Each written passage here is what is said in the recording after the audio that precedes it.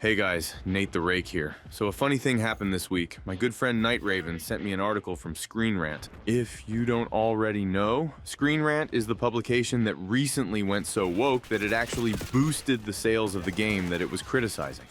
Well, at least that's what some people have reported. You see, people have been criticizing game journalists for a long time for things like these weird yellow paint marks in games to let the journos know where to go. Because let's be honest, it seems like they aren't hiring gamers in these companies, but rather activists and, well, frankly, straight up mascots who will parrot whatever the money man decrees.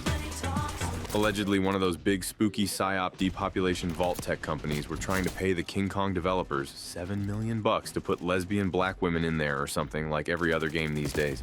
Bro, $7 million could literally feed millions of people, and they want to put it to reprogramming the minds of vulnerable teens. And Screenrant, well, they are on board and ready to ship this week's new Think Slop to you evil privileged gamers. All those indie game developers who don't want to have their games micromanaged by a larger company. They are at a disadvantage because they won't get that $7 million, so they will have to rely on crowdfunding. Yeah, all these social warrior people who pretend to hate corporations for the sake of the little guy don't seem to care when they feel like the monopoly benefits them. It's good to support indie games if you are going to spend money on games. Don't mean you have to play shit games either. Before I move on to the point of the video, make sure to drop a like and comment below if you think I should buy that Wukong game. So, what did Screenrant steal from me? Well, let me just give you some context.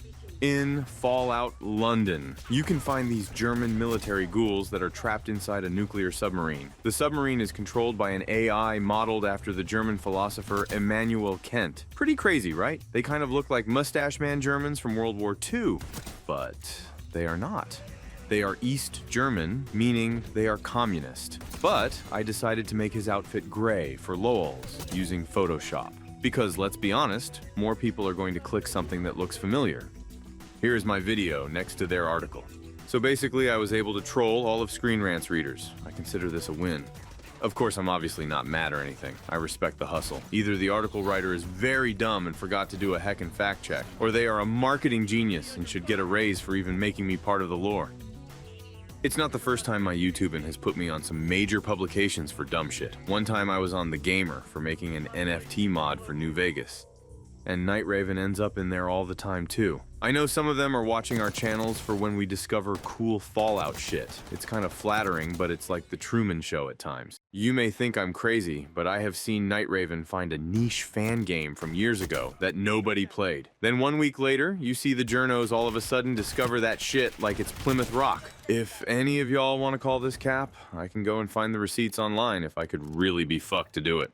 But anyways, thanks for watching, guys. If you want to see more Call of Duty, Fallout, or even some of these weird games I'm talking about, then feel free to check out these playlists in my video end screens. And I want to say thanks for watching.